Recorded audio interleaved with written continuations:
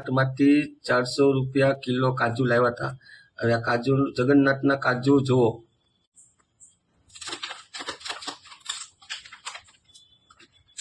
પેકો pack છે, પણ જુઓ એમાં કાજુમાંથી શું નીકળે છે. આ કાજુ નીકળ્યા, આ ઉપરનો એક આટલા કાજુ નીકળ્યા.